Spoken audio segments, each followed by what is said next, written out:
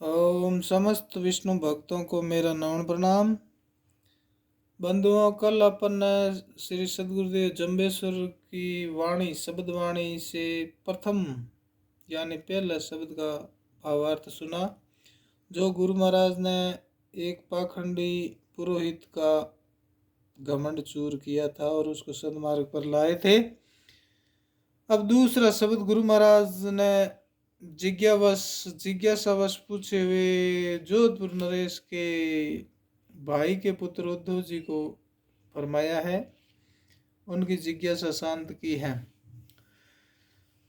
तो सुनिए। गौएं चराते समय गुरु जम्बेश्वर जी समराथल पर विराजमान थे। उसी समय ही ग्वाल बालों ने आकर निवेदन किया कि हे देव जी, इस समय पशुधन पर बड़ी विपत्ति आई हुई है। जोधपुर राज्य के पशु, ऊंट, गऊ आदि को डाकू लोग हरण करके जबरदस्ती यहीं समराथल के नीचे से होते हुए ले जा रहे हैं। इन बेचारी गऊओं के बछड़े पीछे छूट गए हैं तथा अपनी प्रिय भूमि को छोड़ देने से अति कष्ट के साथ रंभा रही है। आप कृपा करके अपनी सिद्धि बल से इन्हें छुड़ा दीजिए। तब गुरुजी ने कहा कि हे ग्वाल बालकों, आप सभी एकत्रित होकर अपने अपने लाठियों पर सवार हो जाओ। किस पर सवार हुए?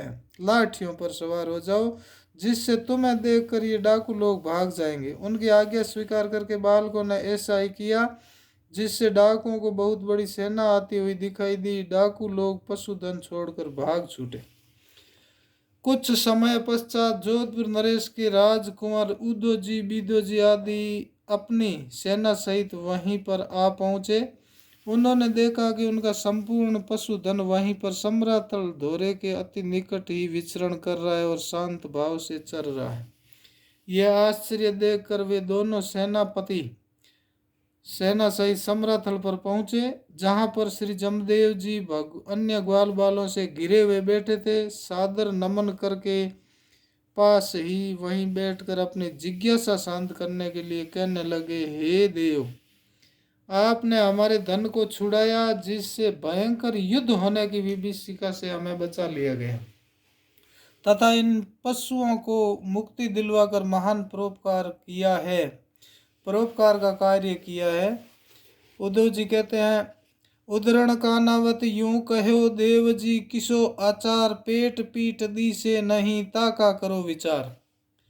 अब जोधपुर नरेश जोधा जी के भ्राता कान्हा जी के पुत्र उदरण उद्धव जी ने पूछा कि हे देव जी, मैं कुछ समय से लगातार आपकी तरफ अपलक दृष्टि से देख रहा हूँ, किंतु आपकी पीठ और पेट नहीं दिखाई देते हैं, अर्थात चारों ओर आपके मुखारविंद की ज्योति ही दृष्टि गोचर होती है। इसमें क्या रहस्य, कृपा करके बतलाइए। तब गुरु जमदेव जी ने यह शब्द उच्चारण किया, ओम मोरे छाया ने माया लोही ने मासू रक्तु ने धातु मोरे माया ने बापू। इसी प्रकार भावार्थ है, प्राय सभी सांसारिक जीव माया की छाया में ही रहते हुए अपना जीवन व्यतीत करते हैं, इसलिए उनको सत्य असत्य का विवेक नहीं हो पाता। किंतु श्री जमदेव जी कहते हैं, हे उद्धरण, मेरे इस शुद्ध स्वरूप में न तो माया है और न ही माया की ज्ञान रूपी छाया है, अर्थात अन्य लोगों की भांति मैं माया आच्छादित नहीं हूँ।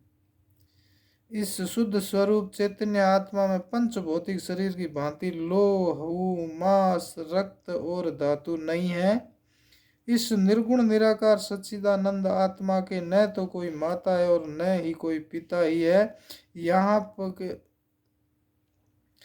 इसीलिए अयमात्मा ब्रह्म के अनुसार आत्मा परमात्मा दोनों के अभेद्य प्रतिपादन किया गया है।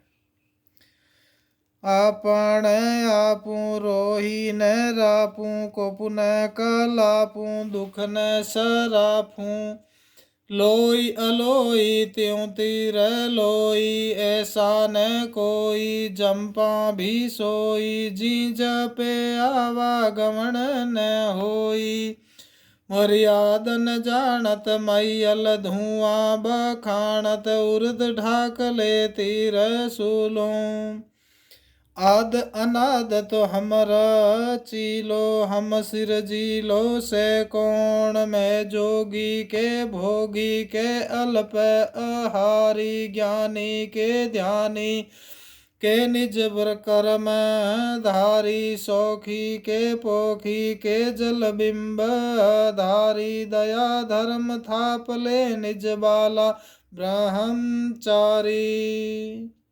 इस प्रकार गुरु महाराज ने शब्द सुनाया, मैं स्वयं अपने आप में ही स्थित हूँ, अर्थात अपने जीवन यापन के लिए अन्य किसी दूसरे के सहारे की आवश्यकता नहीं है। वन्य जीवन की भांति अव्यवस्थाओं से भरा हुआ मेरा जीवन नहीं है। दुर्गुणों से निर्मूल होकर शुद्ध सात्विक हो चुका हूँ, इसलिए किसी भी प्रकार का क्रोध और मोह आदि भी मेरे पास नहीं फटकते हैं। तथा जब क्रोध ही नहीं है तो दुख भी नहीं होते हैं, और दुख न होने से मैं किसी को शाप भी नहीं देता हूँ, किंतु केवल आशीर्वाद ही देता हूँ। उदरण जी ने पूछा, हे देव, जब स्वयं आप ही ब्रह्म स्वरूप हैं तो जप किसका करते हैं? तब श्री जमदेव जी ने कहा, बात तुम्हारी ठीक है, किंतु इस जड़ चेतनमय तीनों लोकों में कहीं भी उस चेतन शक्ति से खाली नहीं है। परमपिता परमात्मा का कण कण में विराजमान है, वह सर्वत्र व्याप्त है। उसी सर्वव्यापक स्वरूप परमात्मा का भजन हो रहा है।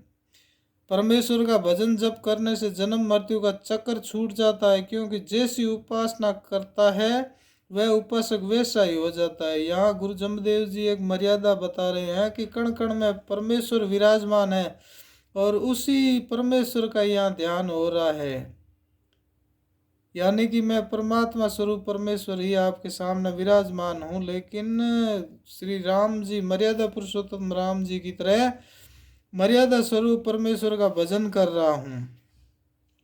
वह उपासक ही वैसे ही हो जाता है। अमरत्व की साधना करने वाले को अमर पद प्राप्त हो जाता है। हे उद्रण, मेरे शुद्ध स्वरूप परमात्मा की आदि कोई नहीं जानता, क्योंकि जब वह आदि स्वरूप में स्थित था तब तो सृष्टि की उत्पत्ति भी नहीं हुई थी। सृष्टि की उत्पत्ति हुई नहीं तो मेरा आदि स्वरूप कौन जान सकता है? तो इस सृष्टि का मानव परमात्मा के साथ प्रथम स्वरूप को कैसे जान सकेगा?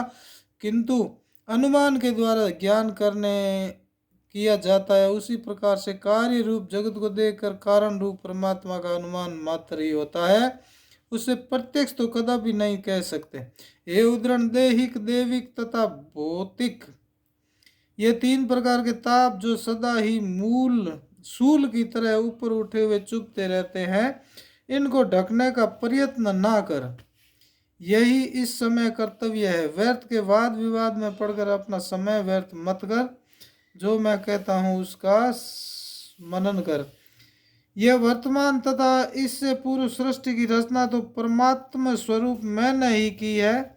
तब प्रश्न उठता है कि परमात्मा की रचना करने वाले भी तो कोई होगा। यदि यहाँ पर कार्य कारण भाव की कल्पना करते हैं तो अनावस्था दोष आता है। इसलिए जम्बेश्वर जी कहते हैं कि हमारी सर्जना करने वाला तो कोई नहीं है, यदि कोई होता तो उसका भी कोई करता होता और करता और होगा, तथा उसका भी कोई और ही अनावस्था है। हमारे जैसे अवतारी पुरुष योगी है, थोड़ा आहार करने वाले हैं ज्ञानी है, अथवा ध्यान करने वाले ध्यानी हैं, स्वकीय कर्तव्य क्रम का समुचित पालन करने वाले हैं। हम आप किसी का शोषण करने वाले हैं, या जल में प्रतिबिंब रूप है, या स्वयं सूर्य सदृश बिंब रूप है। हे उद्रण, ये क्या हूँ, मैं क्या हूँ, इसकी चिंता तुम छोड़ो। परमात्मा अवतार ग्रहण किस रूप में करता है इसका कोई निश्चय नहीं है। उपयुक्त बताए हुए गुणों में वह किसी भी रूप में हो सकता है, किंतु यहाँ पर तुम मुझे दया और धर्म की स्थापना करने वाले बाल ब्रह्मचारी रूप में ही समझो। उद्धव जी को कहते हैं कि तुम मुझे बाल ब्रह्मचारी स्वरूप में समझो। इस प्रकार उद्धव जी का मन शांत किया, उनको सदुपदेश दिया। ये दूसरा शब्द है।